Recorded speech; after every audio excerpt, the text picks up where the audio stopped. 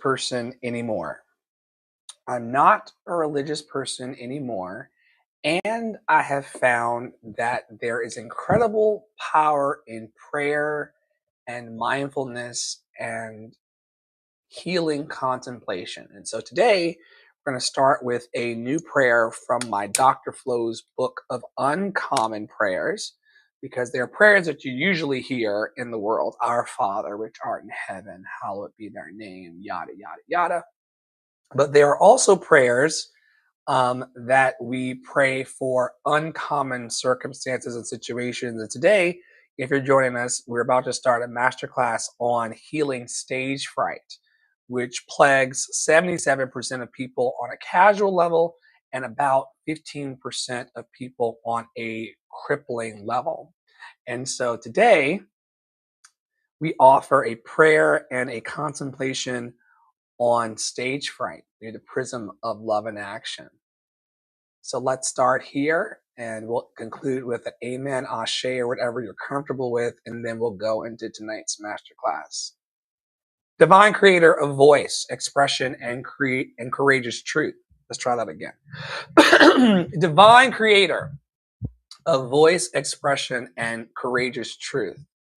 We lift up every person who trembles before being seen, every singer whose breath shortens before the first note, every speaker whose mind races before the microphone turns on, every actor, teacher, leader, creator, student, and dreamer who carries fear in the very moment they are called to shine.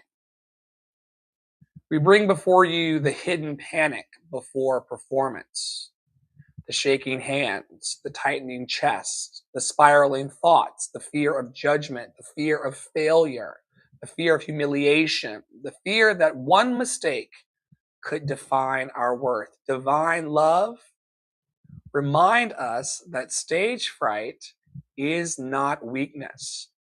It is often the collision between deep sensitivity and deep calling. Through the spirit of love in action, teach us to stop shaming ourselves for being human in visible spaces. Help us remember that courage is not the absence of fear.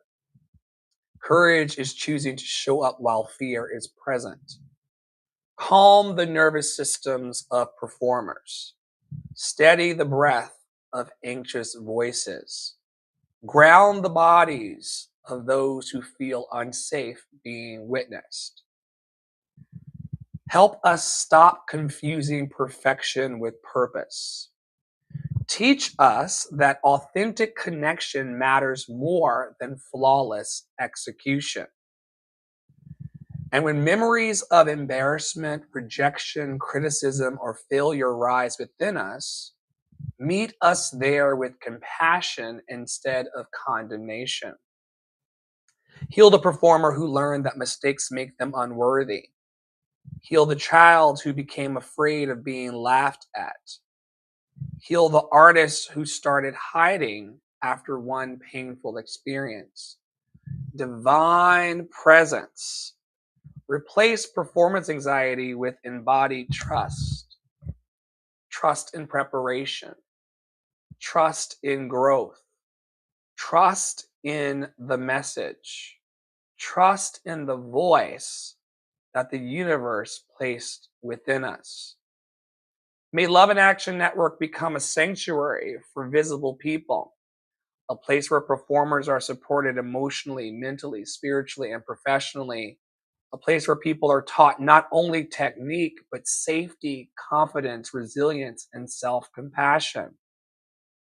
Surround every stage, platform, live stream, rehearsal room, classroom, and audition space with peace. And when fear becomes loud, remind us why we began. Not for applause alone, not for validation alone, but because expression is sacred. Storytelling is sacred. Music is sacred. Truth is sacred. Divine love, help us step forward anyway. with trembling perhaps, but also with honesty, with nerves perhaps, but also with purpose. Let our voices move beyond fear and become instruments of healing, connection, courage, and transformation. And may every person hiding behind stage fright one day discover that their voice was never the enemy. Fear was simply asking for love, support, and safety. Amen.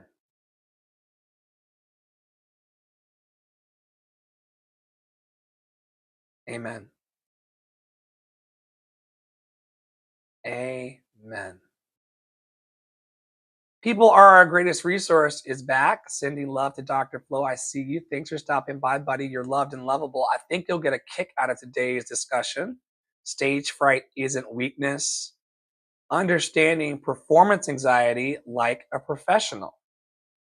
Infinite gratitude to you as well. We're all loved and lovable, and we are worthy of sharing our stories. And I hope that something that's shared tonight on TikTok and Facebook and YouTube is a blessing to the world and to all of you in particular. Amen. Amen.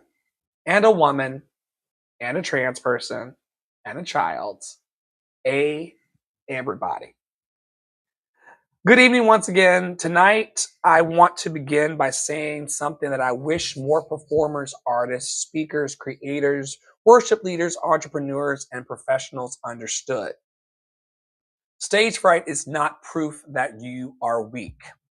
Stage fright is proof that your nervous system believes something important is happening. There are people with extraordinary gifts who shake before auditions. There are Grammy winning singers who throw up before performances. There are actors who disassociate backstage. There are speakers who forget entire sections of their presentations. Y'all heard me trip up over the first line when I started the prayer tonight. And there are creators who procrastinate because visibility feels emotionally dangerous. And because society romanticizes confidence, many talented people secretly believe if I were truly gifted, I wouldn't feel this afraid. If I were truly gifted, I wouldn't feel this afraid. That is false. Fear is biological. Performance anxiety is physiological. Visibility, such as what's happening on TikTok and Facebook and YouTube and Google Podcasts, Apple Podcasts, Spotify, this level of visibility activates survival systems in my human body and in your human body. And the goal is not to become fearless. The goal is to become trained. Professional performers do not eliminate fear. They build systems that allow them to perform while fear is present. And that changes everything. So, some of you who have been coming to the master classes last month and this month know that I give a robust master class. I do not skimp on the fixins. And I'm about to take you as quickly as I can through 10 talking points all about how stage fright isn't weakness. Okay. The first point that we'll make tonight is what stage fright is actually biologically.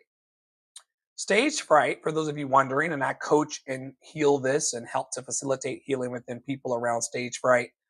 I do it almost every day in my coaching practice. Stage fright is a nervous system response. Your body does not always distinguish between physical danger, emotional exposure, social rejection, public embarrassment, and a threat to your identity. Once again, your body does not always distinguish between physical danger, emotional exposure, social rejection, public embarrassment, and a threat to your identity. To the nervous system, being judged by a crowd can feel very similar to survival danger. Your amygdala activates, stress hormones increase, adrenaline floods the body, heart rate increases, muscles tighten, breathing changes, sweat production increases for those of you who have sweaty palms when it comes time to present yourself to the world. Your body prepares for survival. And the problem is that most people interpret this activation as failure instead of preparation. Your body is saying something important is happening, not you are incapable. It's a very important moment in the masterclass. Your body is saying to you something important is happening, not you are incapable. And many artists and individuals panic because they panic about the panic. And the secondary fear creates a spiral. Professionals learn to reinterpret that activation. Instead of, oh no, I'm nervous, they learn my body is mobilizing energy. Write that down. My body is mobilizing energy.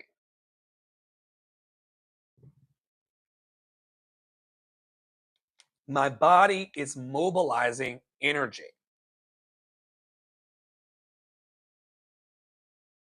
That mindset shift alone can radically change your performance outcomes.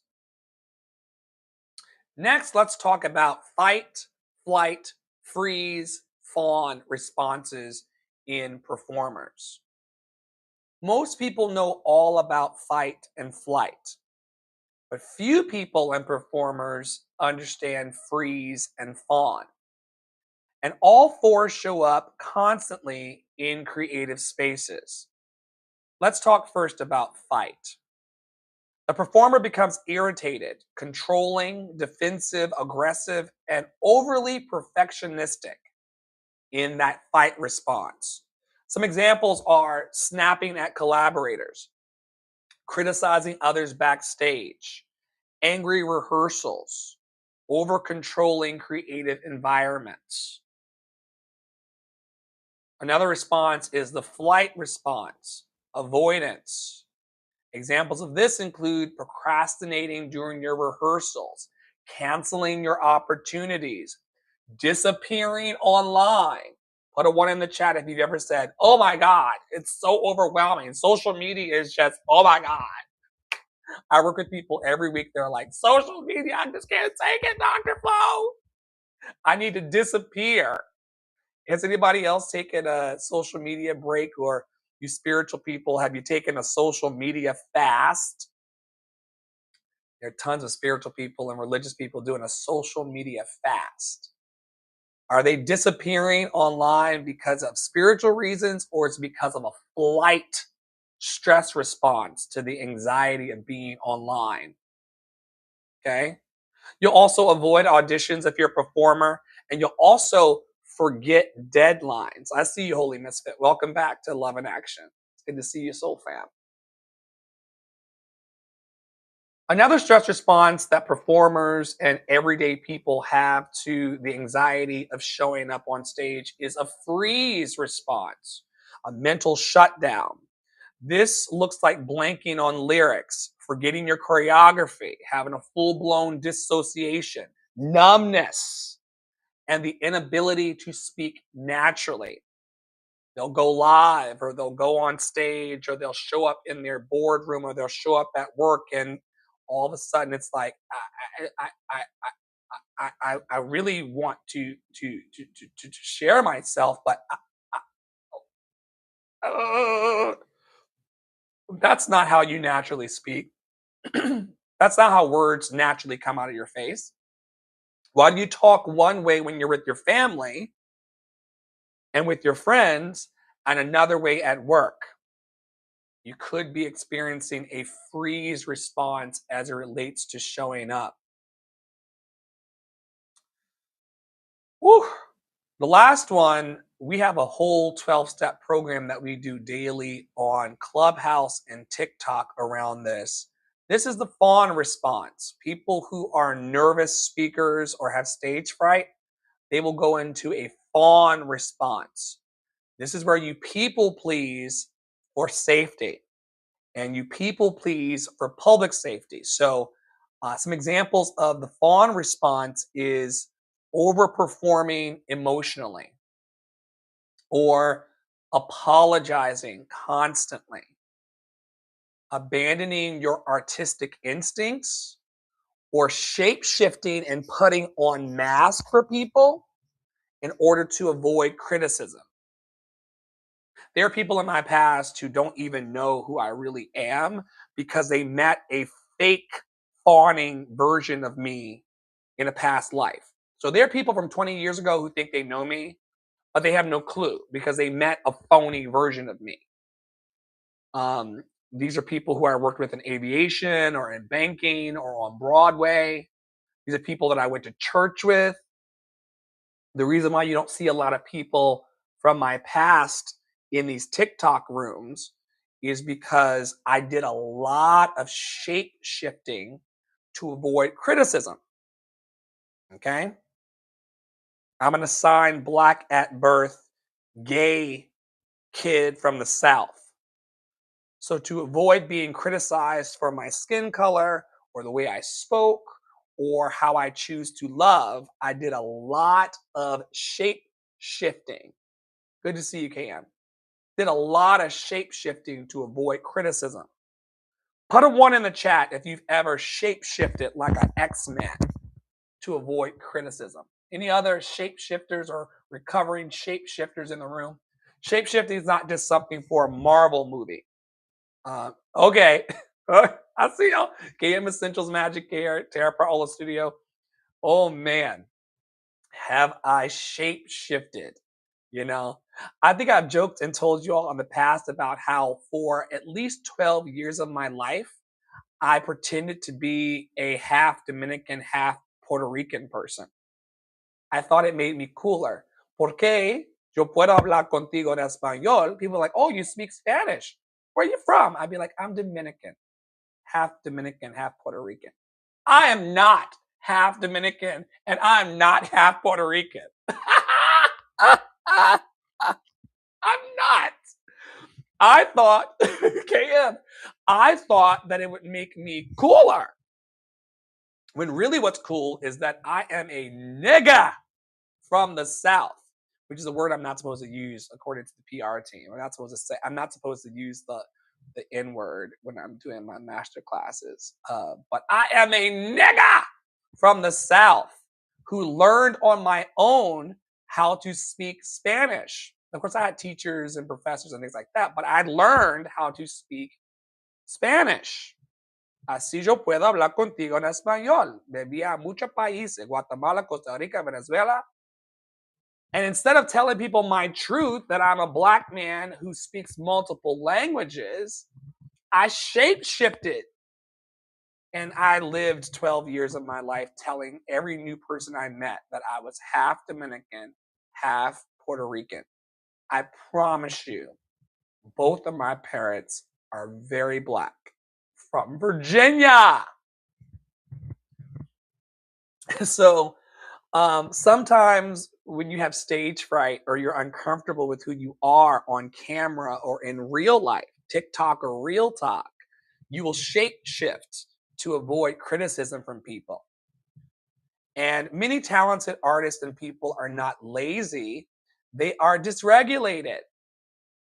And this distinction matters because you cannot shame a nervous system into sustainable confidence. Write that down. I cannot shame my nervous system into sustainable confidence. You may be able to shame yourself for a little bit and push yourself out there to get that job, to do that interview, to do that audition, to get that role. You may be able to shame yourself for a little bit, but it's not sustainable confidence. It will eventually fail you and fall away if you are shaming your nervous system into getting the job done. Let's move forward. Let's talk about why talented artists and humans panic before performing or coming out on TikTok or going to an interview or going out in the world and sharing their magic. Your talent does not remove your vulnerability. In fact, gifted people often feel more pressure. Let me tell you why. Talented people and gifted people usually care deeply. Okay? Drop a one in the chat if you care very deeply about your dream and your message. And they attach that identity to performance. They fear losing approval. They fear humiliation. They fear disappointing people. I see you, Thinning Veil. They fear not matching expectations. And many artists grew up receiving love primarily through achievement. So many of us as humans, and especially us performer types and outspoken types and outgoing types, we received a lot of love because of what we could achieve. So your performance stops feeling like expression. It becomes emotional survival. Now, every performance in your life feels loaded. Imagine if I came in here tonight to present to all of you. There's about 7 people here on TikTok and 1 person hanging out on YouTube and Facebook, but then this is going to go out and be presented to 10,000 people that follow me. Imagine if I started feeling like this presentation was loaded. Don't make a mistake, Dr. Flo. Don't mess up your words. Don't appear human. Imagine if I started to make it heavy. What if I started to make every time I went live feel loaded? If I fail, maybe I lose value. If I fail, maybe I lose belonging. If I fail, maybe people will stop respecting me. Maybe y'all will stop calling me Dr. Flo if I fail. He ain't no real doctor. If I fail, maybe people will stop respecting me. That's not weakness. That is unresolved emotional conditioning. And many artists and humans that want to express themselves have also experienced bullying, rejection, public criticism, church wounds, family invalidation, social anxiety, and trauma around visibility. I'm going to read that list one more time because this is what I work with my clients on facing week after week and day after day. If you want to know who the big bad wolves are, it ain't you. It's the bullying, the rejection, the public criticism, the church wounds, the family invalidation, the social anxiety, and the trauma around visibility. And let me tell you something, you got to know how to name a thing to heal a thing. If this was a church service, I would start running the aisles. I would start running the aisles because some people don't know exactly what the things are that are growling under their bed. I'm coming off my notes real quick because I can feel my help coming. Oh, proud to Boomer. I can feel my help coming, y'all, because some people can hear the growl. It's keeping you from going for a new position at your job. It's keeping you from interviewing for a new job. It's keeping you from asking for a raise. It's keeping you from singing at karaoke. It's keeping you from the great sex, great food, great adventures, and the great rest that comes from great income. It's keeping you from all of those things. And you're like, what is growling at me? What is taking me further away from my purpose? Let me name it again for you. Bullying, rejection, public criticism, church wounds, family invalidation, social anxiety, and trauma around visibility. Those are the things that go bump in the night. Put a 2 in the chat if you've experienced one or some or all of these things. I have experienced bullying. I have experienced rejection. I have faced public criticism. I have church wounds. I see you, thinning veil. I have family invalidation. I have social anxiety. I have trauma around visibility. And when you have those things in your life, every stage that you're standing on, whether it's on TikTok or Real Talk, which is what I call the real world, every stage becomes psychologically charged. The body remembers those experiences, and it remembers especially the things that the conscious mind tries to minimize. Any questions? We're about to move into talk 8.4. Any questions about bullying, rejection, public criticism, church wounds, family invalidation, social anxiety, or trauma around visibility? I'm Dr. Flo. I ain't new to this. I'm true to this. I've experienced all of those. Sheesh. Sheesh. Good, as my deceased grandma would say, good googly moogly. Bullying, rejection, public criticism, church wounds, family invalidation, social anxiety, and trauma around visibility. This is why people can't inherit their divine compensation package. People aren't bad people. We gotta remember this. I teach this in my studio all the time, in my coaching practice. People aren't bad people because they're bad people. People often fail because they don't have a plan. They don't have a plan as it relates to the bullying, the rejection, the public criticism, the church wounds, the family invalidation, the social anxiety, and the trauma around visibility. Right? Anyway, let's move on. Let's talk now about the psychology around audience fear. Most people and performers are not actually afraid of the audience. What they're really afraid of is judgment. I'll read that one more time. Most people are not actually afraid of audiences. They are afraid of judgment. And more specifically, they are afraid of rejection, humiliation, and emotional exposure. You got to remember that human beings are tribal creatures. And historically, exclusion threatened survival. Okay? I teach this all the time. In the past, if you were kicked out of your tribe, say that the 7 of us were walking through the tundra in prehistoric times, or I don't know who's here. So 7, 8 of us were walking through the prehistoric tundra. And if you all kicked me out, if you all swiped left or swiped out of the TikTok room in prehistoric times, I could get eaten by a saber-toothed tiger. I could get trampled by a woolly mammoth, right?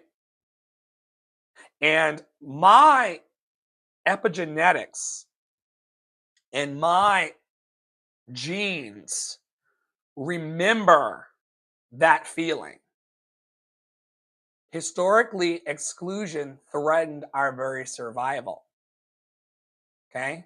You have your great great grandmother's nose on your face. And how she lived and how she felt and what she went through is coursing through your veins. All right? You don't beat up yourself because historically exclusion threatened your survival. It's just part of what being human is all about. So when a crowd watches you, ancient survival systems start to activate. Now, on top of the history of your great grandma's nose on your face, on top of your great grandma's nose on your face, okay?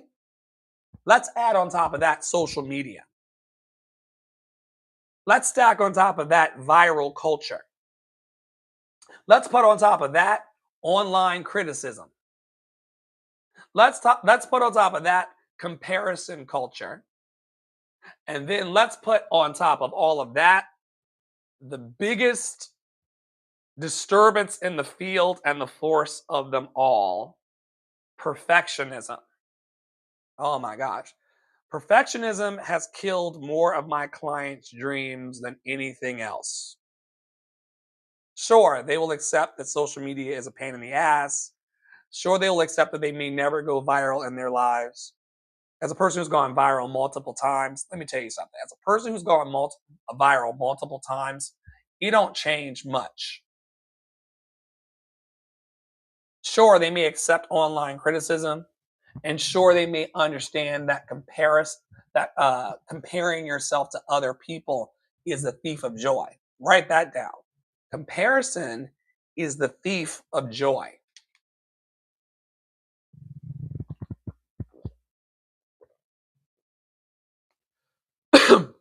So you may understand all those things, but then you want your presentation online, or you want your presentation towards other humans in the world to be perfect. Perfectionism. And with all of those things stacked, your visibility suddenly feels dangerous. And many people and performers secretly believe if I make one mistake, everything else is going to fall apart. But pros understand something important. Audiences are usually not searching for perfection, they're searching for connection. They're searching for connection, not searching for perfection. They're searching for connection. Okay? 1 in 6 adults in the United States are really lonely. 1 in 6 adults in the United States are lonely to the point of deep despair and depression. 1 in 6. Every 11 minutes in our country, which means in the time that we've been together, 3 people have already left here prematurely at their own hands because of that disconnection. Can't talk about it too much on TikTok. They don't like that. It makes them uncomfortable, but it's true. 1 in 6 people are depressed and lonely. Every 11 minutes in our country, because of that loneliness and that emotional disconnection, someone steps in front of a plane like the person did with Frontier the other day, or other things that we can't talk about on TikTok. These people are not searching for perfect friends or perfect family. They're searching for connection.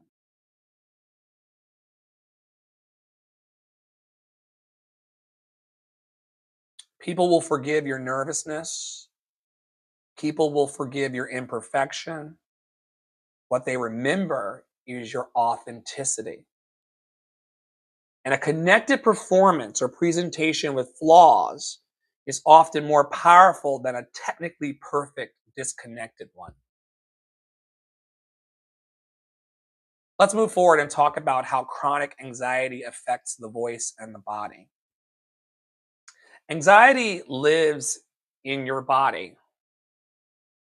This means that it affects your breathing, your vocal tone, your resonance, your posture, tension, stamina, pitch stability, and your articulation.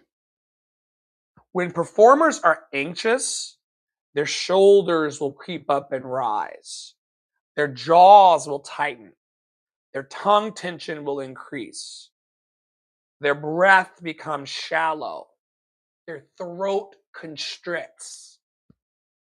I've had all of these things throughout my life.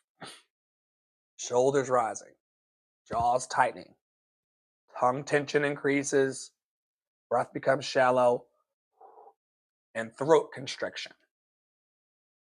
And then they blame themselves for sounding unstable. But the voice is connected to the nervous system.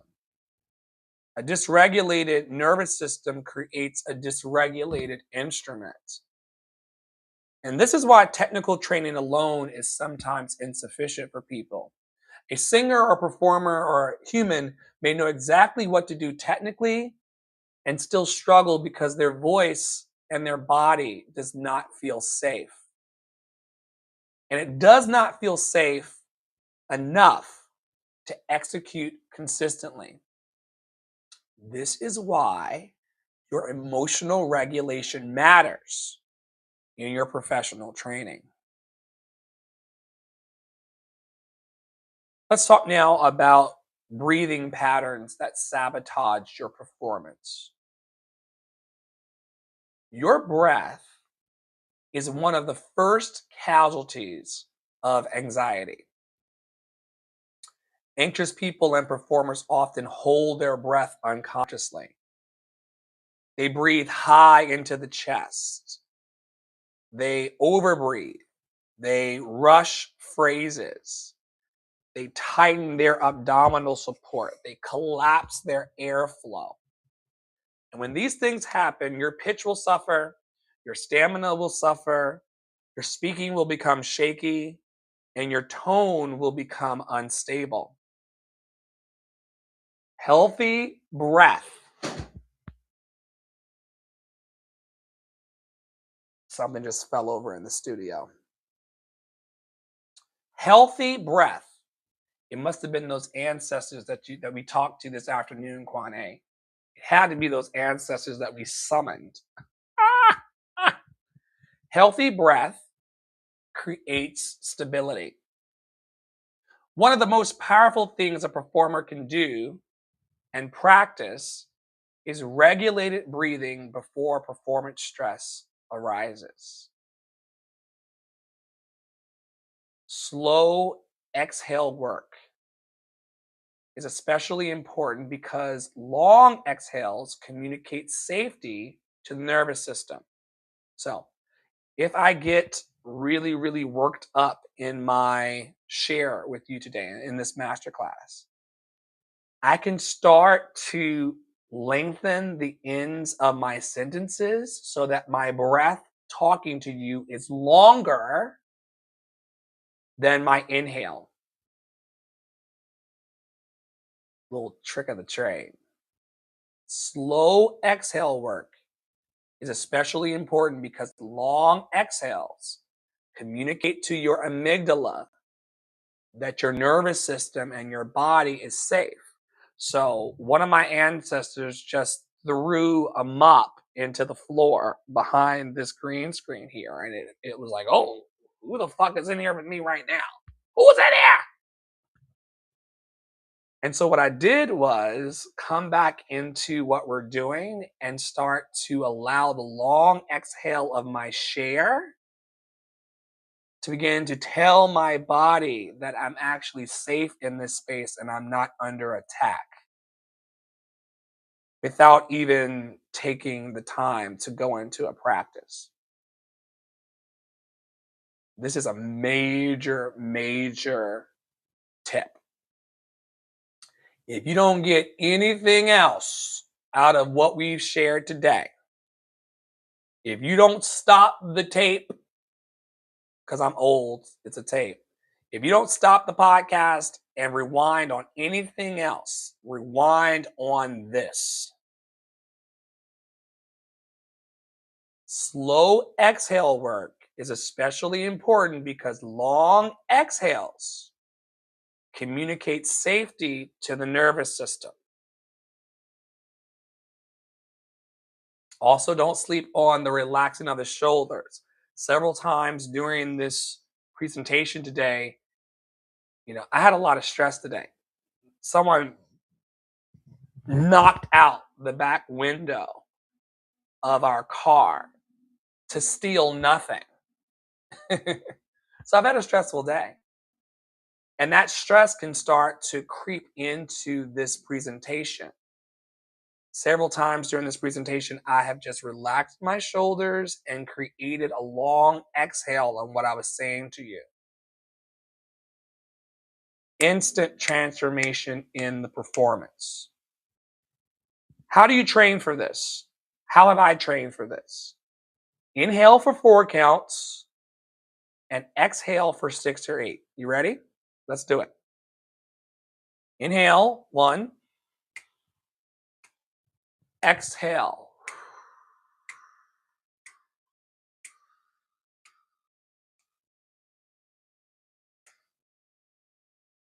Inhale for 4, exhale for 6 or 8.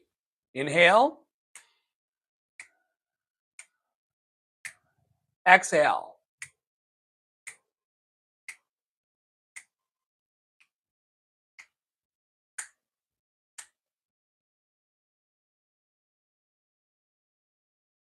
If you did it with me, whether you're listening in the podcast replays or you're on Substack or you're on YouTube or Facebook or you're on TikTok live, you will find an instant calm, and all of these calming hormones and chemicals begin to just rush over you now.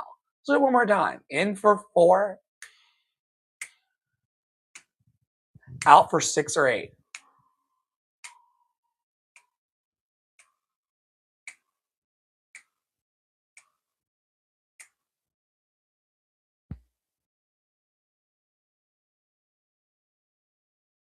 Instant relief.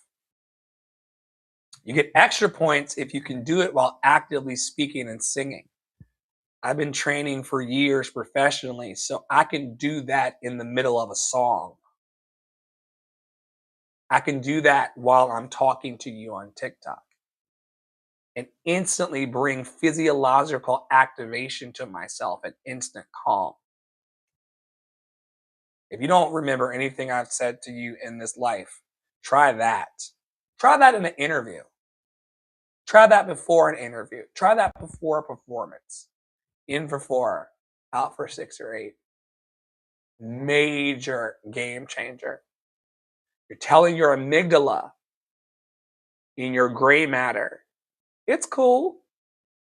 No one's chasing me, and no one's going to put barbecue sauce on me and eat me here. There'll be no harming at the end of this particular movie. I'm safe. But your breath leads it. Another important point is that you don't have to wait until panic hits you in order to practice breath work. Train your calm consistently. Start doing that breath work tonight. Stick with it for 7, 14, 21, 30, 60, 90 days. Send me a message over at askdrflo@gmail.com or askdrflo on Instagram, or text me at 404-585-1278. Let me know how that works out for you. Free game. All right, let's talk now about rehearsal mistakes that increase anxiety. And this section is for everybody because I believe that all of life is a stage. But this section is especially for performers, okay? And other people that perform in life or are outspoken or want to be more outgoing in life. Many performers accidentally rehearse anxiety, okay? Some of the common mistakes that performers do is that they over-rehearse from panic. Practicing while emotionally flooded reinforces your fear pathways. Another thing that people do is practice only perfectly.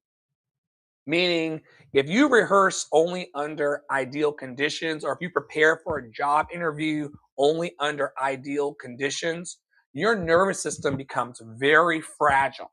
You'll need things to be just so to be okay in the world. And if a bird poops on you before you walk into your interview, or if a ancestral mop falls behind you in the kitchen in your office, you're fucked. F-U-C-K'd.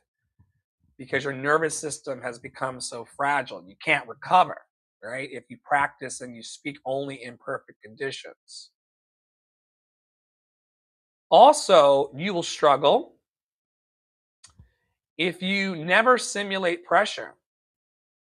Many artists rehearse privately but never practice exposure. What does that look like? You'd be surprised how many of my clients and strangers that I meet online daily, and I meet probably 10,000 new people every week online on TikTok and beyond.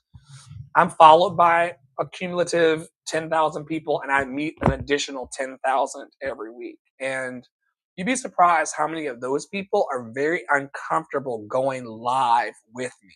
Meaning, it's one thing for us to talk privately in a call or in a one on one. But what if you came on stage with me and we just went and showed all of YouTube who we are?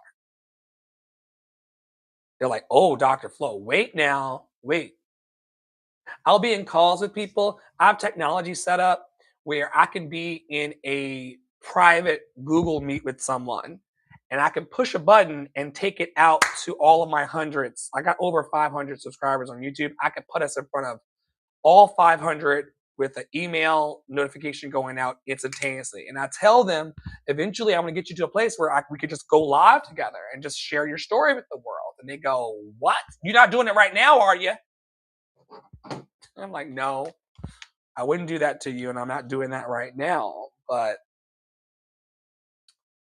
simulating pressure is how you practice that exposure in your life. Another thing that people do that brings them anxiety is criticizing themselves constantly. A harsh inner dialogue increases your performance threat. Now, this is the part that I can't fix for you. I can tell you that you is kind, you is smart, you is important. I can tell you those things in a coaching scenario for the next 30 years. But if the moment that you leave this TikTok or the moment that you leave a private coaching with me and you go back into your life, into a mirror, and you call yourself ugly, or you tell yourself that you don't have enough education, or if you start rehearsing the things that your family said to you that discouraged you, that's going to be a performance threat. I can build you up. And trust me, that's all I want to do. I gave my life. I quit Broadway and I quit corporate America to go into full-time encouragement. It is a joy of my life to wake up every day and to encourage the bold dreamers. It really is. I could burst into tears about it. I never saw this coming. I thought I'd be kissing producers' asses on Broadway and kissing corporate guys on in corporate. I thought I'd be kissing their asses forever. The fact that I get to get up every day and encourage bold dreamers is a gift.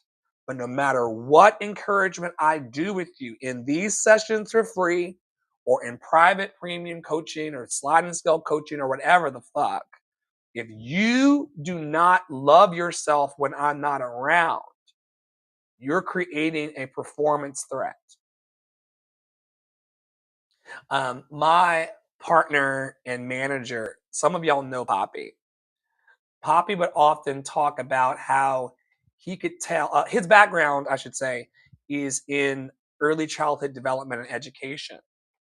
And he said that he could always tell who a child spent the weekend with by how they showed up on Monday morning. If the kid spent the weekend with the grounded parent in control or around the grounded parent, they would come back on Monday morning to the school grounded.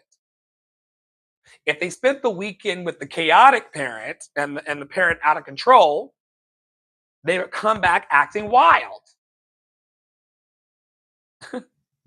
because that parent is reinforcing an inner dialogue. Your environment affects you, and your internal environment also affects you. If you're wondering why you haven't gone live yet or you haven't put your story out in the world yet, it's because something's happening in that inner dialogue. And we can work on that together, or you can work on it on your own. It's really up to you. Another thing that gets in the way is that people practice exhausted, or they try to share their stories exhausted. And burnout increases your nervous system instability. And lastly, people have obsessive comparison, and social media contributes to this. Comparison destroys your grounded presence. Professionals and individuals build very structured rehearsal systems. And so, what does a structured system look like? It looks like rest, it looks like recovery, it looks like gradual exposure, meaning that you don't need to go live in front of thousands of people today, but you may want to go live with one or two or three. And we have programs here in the network that can step you up into gradual exposure. Some of you don't want 10,000 people in your business, you know, combined over all of my platforms, 10,000 people plus follow me. All 10,000 plus of them, and some strangers have seen my car window busted out the car today. Some of y'all don't want that kind of exposure. You're not ready for it. So we can gradually inch you into that. Another thing that we do and we work on here is emotional regulation. Some of y'all will come through the TikTok as you're scrolling for your next hit of dopamine. And while you're coming through TikTok for your next hit of dopamine, for your receptors, you'll be like, "Oh, Dr. Flo's in there talking again about emotional regulation. Let me get the fuck up out of here. I thought he was gonna be cooking a nice piece of fish. I thought he was gonna be dancing silly. I don't want to talk about emotional regulation today. But let me tell you something, getting on top of your emotional regulation will change your entire game. I talk about emotional regulation a lot. In fact, today in the chakra system, which isn't part of this presentation, but in our chakra system today, we're talking on Tuesdays always about the solar plexus chakra, and that's where the butterflies are in your stomach. And getting emotionally regulated about what you're doing or not doing with your life will help improve your game. Also, consider repetition under pressure and supportive feedback environments. Some of you are very uncomfortable reading.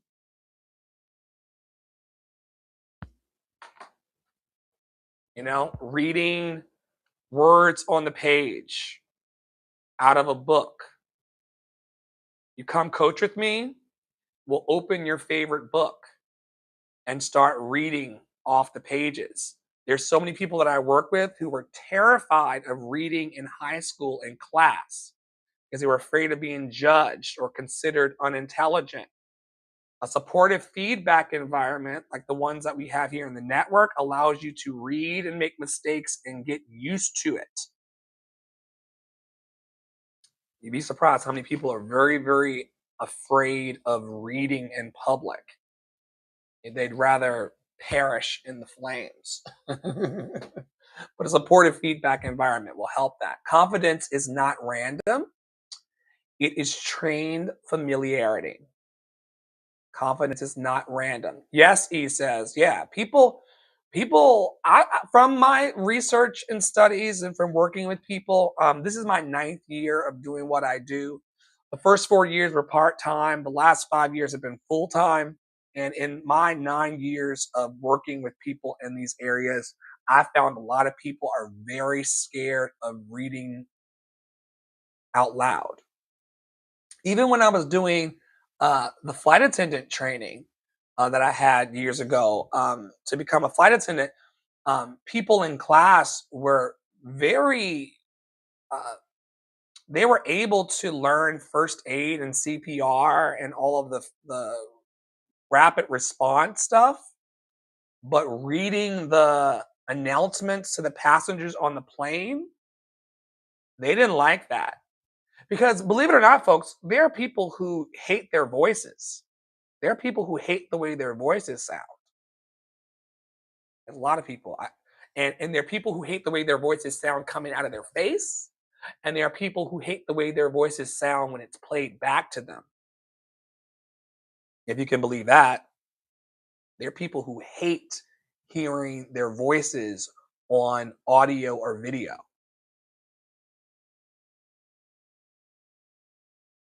You have to train yourself to become familiar with how your voice sounds and learn to love it.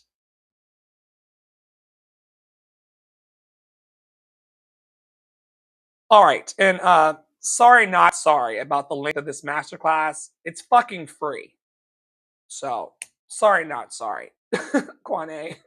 Talking point 8.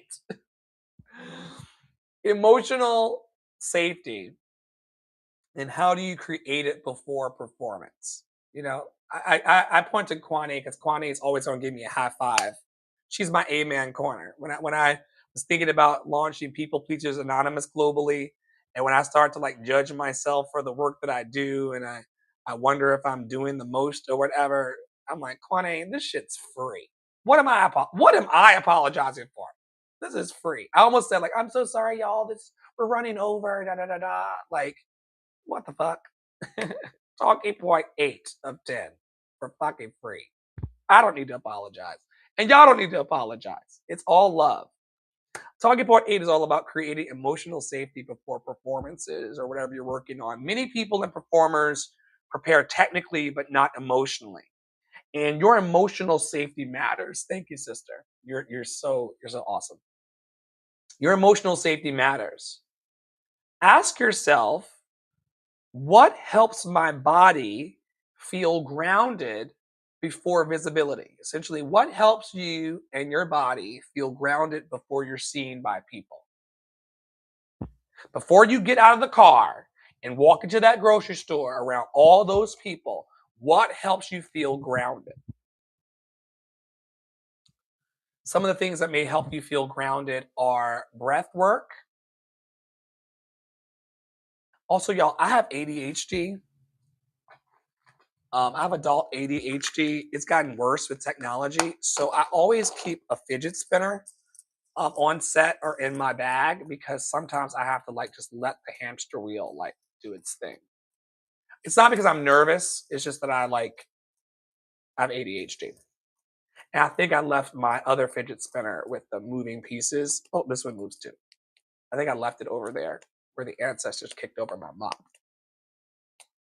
So some of the things that can help your body feel grounded before you're visible are breath work, prayer, stretching, vocal warm ups, silence, hydration, supportive community, avoiding chaotic environments, reducing overstimulation, and affirming self talk. You may want to rewind this part of the podcast as well and the teaching.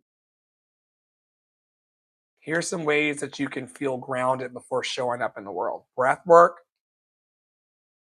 prayer, stretching, vocal warm ups, silence, hydration, supportive community, avoiding chaotic environments, reducing overstimulation, and affirming self talk. And affirming self talk is another word for affirmations. I love affirmations. And the reason why I love affirmations, and I felt some of y'all roll your eyes. I felt some of y'all roll your eyes. Okay. But the reason why I love affirmations is because affirmations are going to happen in your life, whether you want them to or not. An affirmation that people will say subconsciously or consciously is, I'm not good enough. I can't do that. I don't have enough blank. I don't have enough money. I don't have enough time. I don't have enough talent. And you're going to be affirming things over yourself, whether it's positive or negative. Most people's affirmations and self talk and self affirmations are negative. I'll give you an example. I just discovered that my face is not symmetrical. Some of you who've been around in TikTok for the last couple of days have heard me obsessing about this bullshit. I just discovered that my face is not symmetrical. This side of my face is a little puffier than this side. And I had read somewhere online that like only like models and beautiful people have symmetrical faces. I don't know when I drank this lie in like 20 years ago, but I really read somewhere and believed that models and beautiful people have symmetrical faces. When in fact, most people do not have symmetrical faces. And so I was going through some photos of me as a flight attendant like 16, 17 years ago. And I realized that 20-year-old me, even then, I did not have a symmetrical face. Okay. Now, what if I went around to myself? Once again, I don't know who you all are when I'm not around. And I certainly don't read minds. So I don't know what you're saying to yourself when you're not speaking out loud. And I don't pry. I drink my water and mind my business. I don't know what you're saying to yourself. But imagine if I kept telling myself, ooh, your face is not symmetrical, Dr. Flo. You're ugly. Brushing my teeth. Your face is not symmetrical. You're ugly. Your voice is raspy. That don't sound good. And a lot of people have negative self-talk going all day. Another thing, my father as a child used to say, "Who do you think you are, boy? Who do you think you are, boy?" And so, as I have navigated my life and my career paths, and as I reach for more for my life, occasionally I'll hear my father's voice or my voice saying, "Who do you think you are, boy?"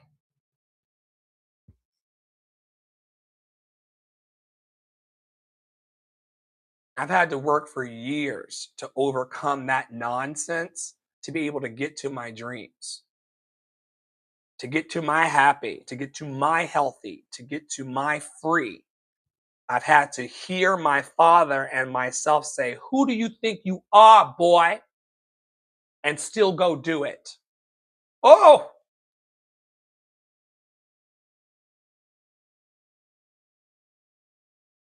and my daddy's dead.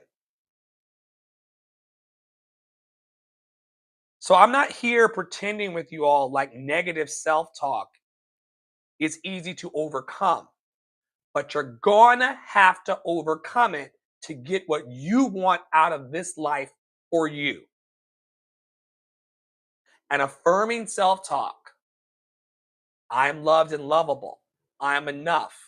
I'm capable.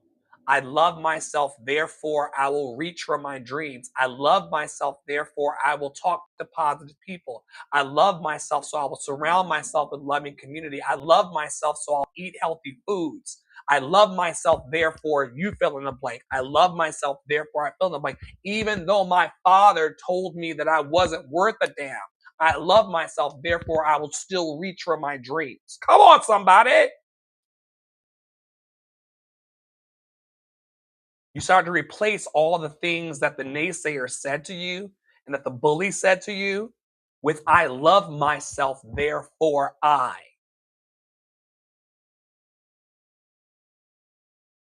Let me move on before I turn over everything in here.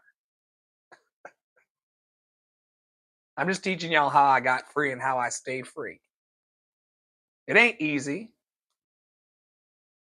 People will come to steal, kill, and destroy your dreams every day if you allow it. But hold up. I love myself. Therefore, I let go of everything and everyone in any environment that doesn't serve my highest good. I love myself, therefore I focus on what makes me happy, what makes me healthy, and what keeps me free. Hey, come on. Some performers sabotage themselves by surrounding themselves with anxiety producing people before performances. Some of you may be surrounding yourselves with anxiety producing people in life. Your environment matters, and professionals protect their environmental atmosphere. I've lost so many friends and family members and professional relationships because I don't allow anyone to talk to me on the same day. And they think I'm an arrogant asshole for this. If you want to talk to me, it's going to be after 6:32 p.m. Eastern tomorrow. No one talks to me day of. No one in life, except for my husband, nobody texts me and says, "Can you call me now?" Hasn't happened in 8, 9 years. They had I've lost friends and relatives. People think I don't love them. They think I don't care about them. They think I'm an arrogant asshole. You cannot book with me on the same day, and I'm not calling you back on the same day unless you're in a deep, deep, deep pickle. Everybody leaves a message first, and I listen to the message, and usually after listening to the message, I go book on my calendar tomorrow, because professionals protect their emotional atmosphere. You do not need backstage chaos to prove that you're professional. You don't need people interrupting your energetic flow. You need regulation. And one of the most powerful things that a person can do is develop self compassion. A regulated inner voice changes your performance, and it changes that performance dramatically. We got 2 more points to go, and then I'll let you go back to your lives. Let's talk now about recovery after a bad performance or a public embarrassment. Put a 1 in the chat if you have been publicly embarrassed. I'll put a 1 in the chat myself. Put a 1 in the chat if you've been publicly embarrassed ever.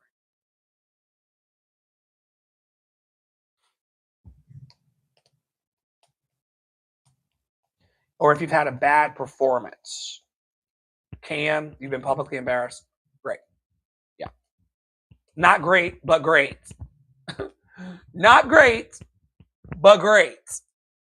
Because the fact that you had a public embarrassment or a bad performance and you still have the confidence to own it and say 1, girl, you're further than you think. You're further than you think, bitch.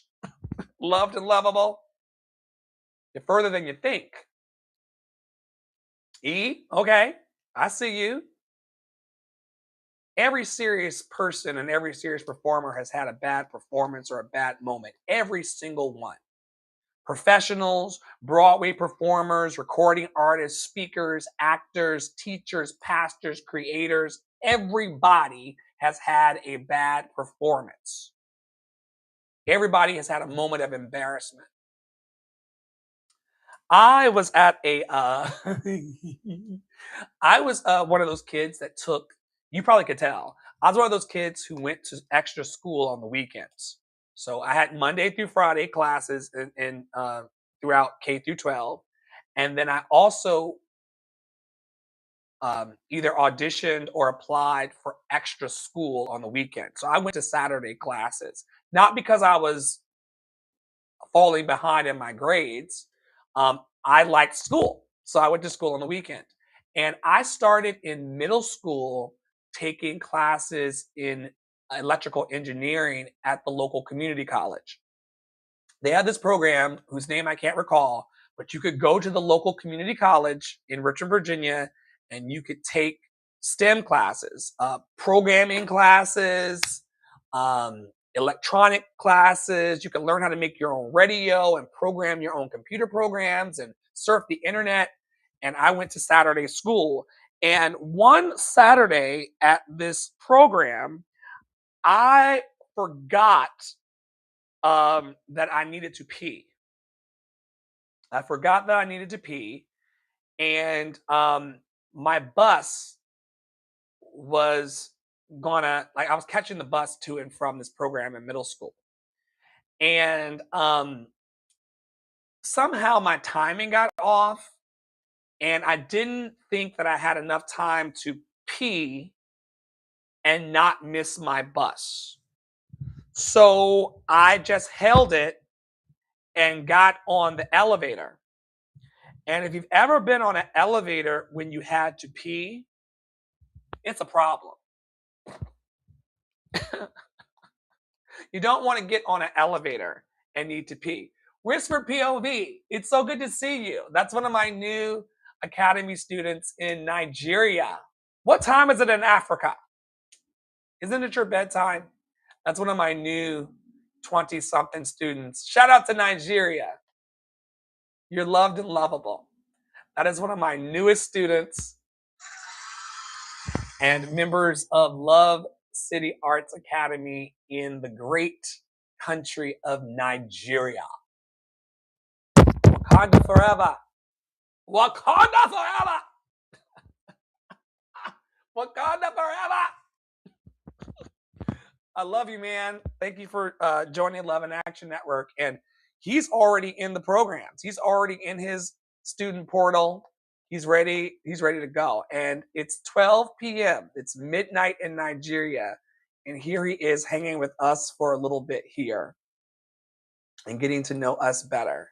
I know it's bedtime, so I'm gonna get this done pretty soon for everybody else as well. It's only 6:38 here in the States, but I love you already. And he came into the program, was it yesterday or day before yesterday, wanting to strengthen his voice and his ability to speak on camera in Nigeria. And when I say that he has $1 million smile, this kid has a smile that lights up the room. I knew that I was going to take him on as my student when he stepped in smiling. I'm like, do you know how awesome your smile is? You can do whatever you want to do with your life. You can teach whatever you want to teach. You can do as many videos as you want to do. You have a brilliant smile in Nigeria. Your smile is going to change the world. Black boy joy is going to change the world. Thank you more, please. Thank you more, please. I'll text you tomorrow when I'm in the office and get you your homework and your next class date. But love to Nigeria. So I got on this elevator, running late and needing to pee.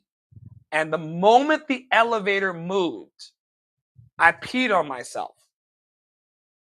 A puddle went into the elevator. I had to go back up to the professor of the community college as a middle school student and say, not only have I missed my bus, but I pissed myself. Public embarrassment. They eventually wrapped me in a towel, and the teacher took me home.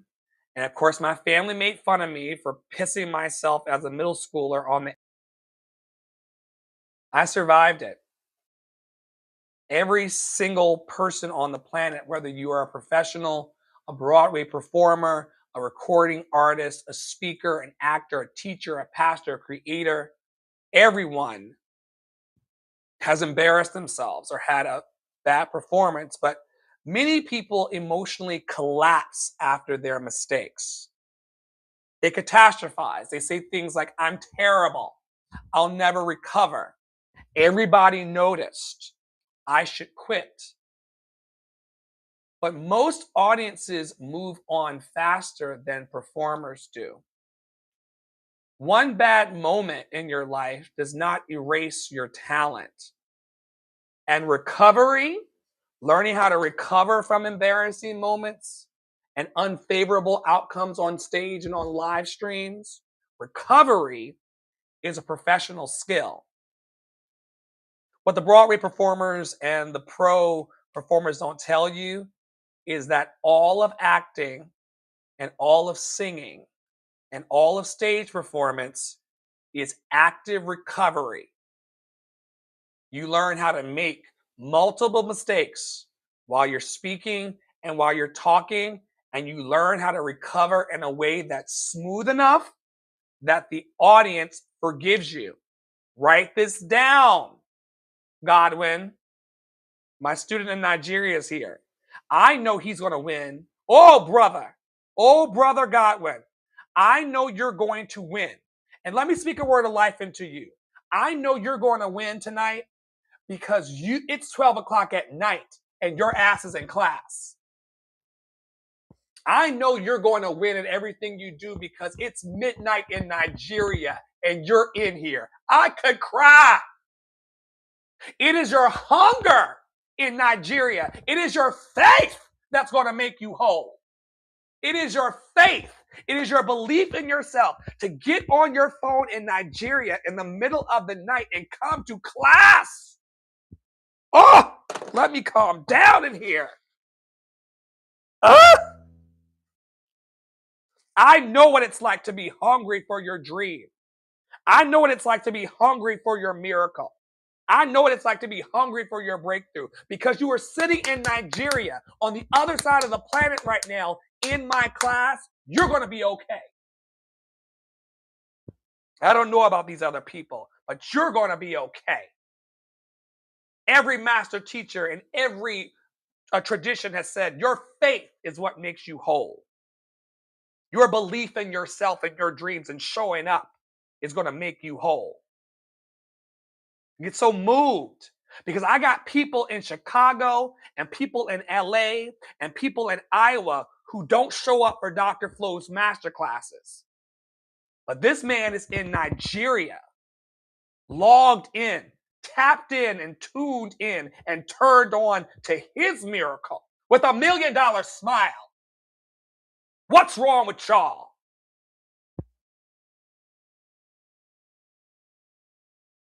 Love to Nigeria. I've never taught and spoke life into Nigeria.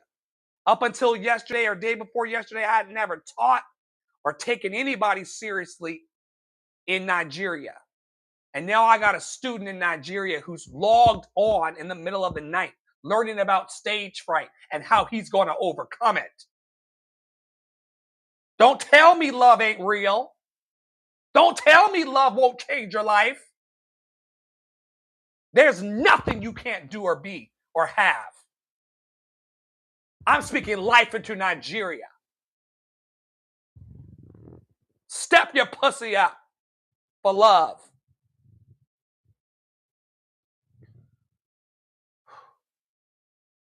One bad moment does not erase your talent. You got to learn how to recover. Let's talk about healthy recovery. That's the way I teach, man. That's the way I teach. I'm a wild man for love. I think that everybody deserves their dream to come true. And like I told you, when I met you yesterday in Nigeria, you said, Dr. Flo, nice to meet you. I like the beard, man. I said, I love your smile, Godwin. This man is in Nigeria with $1 million smile. He has to win.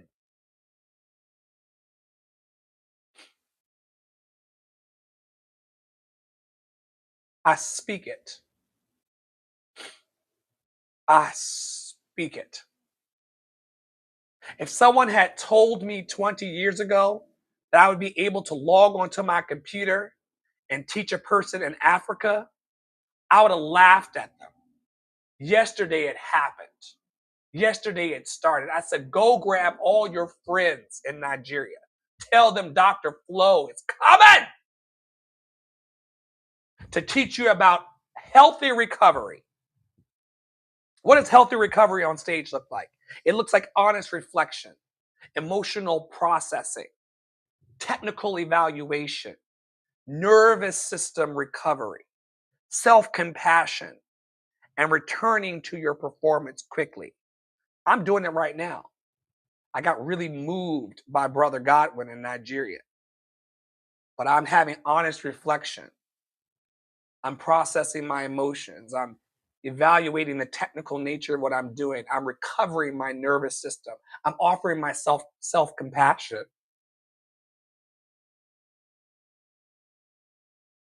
And I'm returning to the performance quickly. Do not build your identity around isolated moments. Build your identity around resilience.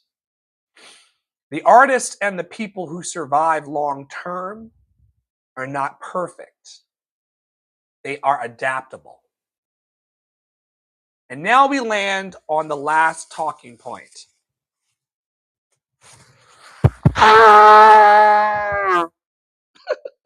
Godwin, you got me. Godwin, you got me. Godwin got me. There are people in Mississippi and North Carolina and New York who don't show up on time for Dr. Flo's coaching and meetings. Godwin in Nigeria was there on time yesterday.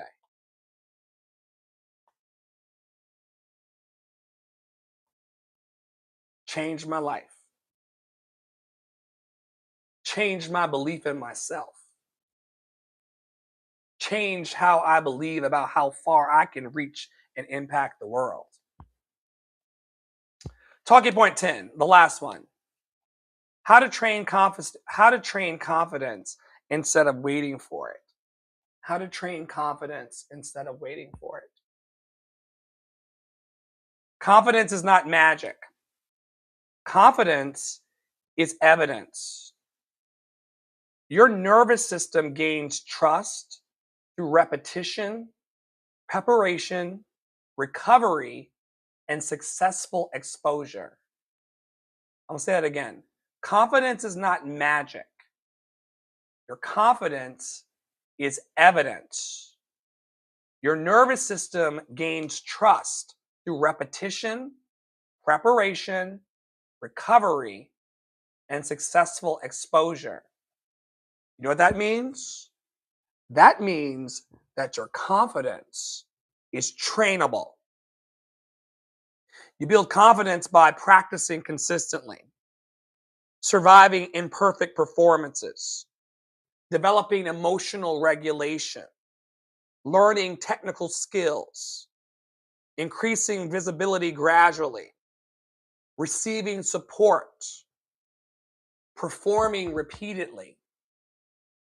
And many people wait to feel confident before taking action. Here's what professionals understand. Professionals understand that action often creates confidence, not the other way around. You do not become confident sitting in isolation, imagining your success. You become confident through experience. Small wins matter. Safe repetitions matter. Supportive community matters. Because confidence is a muscle. And like every muscle, it strengthens through its use. I want to leave y'all with this today.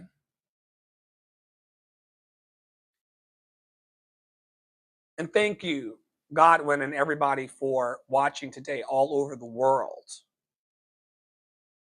Your stage fright does not disqualify you from your calling. Your fear about being seen does not disqualify you from your calling. Your anxiety does not erase your talent.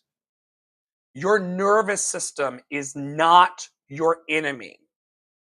Your fear is not proof that you should hide. Many, many extraordinary people are secretly battling visibility fear every day. But hiding your gifts forever is expensive. The world loses voices that were meant to be heard. Communities lose leaders. Art loses honesty. People lose examples of courage. And courage is not the absence of fear, beloveds. Courage is moving with wisdom while the fear exists. That is trainable. That is teachable. That is recoverable. And you do not have to do it alone. If this conversation tonight has resonated with you, or if you're hearing it back on YouTube, Facebook, Spotify, Apple Podcasts, Google Podcasts, all the majors, if you have resonance tonight, there are several ways that you can continue this work with me together. You've got Stage Fright Intensive Coaching. That's private coaching designed to help performers, speakers, creators, leaders, help them all understand and regulate performance anxiety while building practical confidence tools. We've got my Vocal Confidence Academy. This is a supportive training environment focused on the voice, visibility, performance confidence, emotional regulation, communication, and stage presence. You've got group performance labs. That's live practice environments where you can pick up a book and read to Dr. Flo, and I can passionately give you critique on where you can safely strengthen your performance skills. You can receive that feedback. You can increase your visibility tolerance. And you can build real world confidence through repetition in the Love and Action Network community. You are not required to become fearless to become powerful. You may simply need support, structure, training, and a safer environment to grow. On behalf of all of us in Love and Action Network globally, and our leadership team, and our donors and sponsors, and our clients and our students all over the world, I'm Dr. Flo, and I'm reminding you, as always, to stay in your power, stay in your joy, and always stay loved and lovable. I'll see you soon.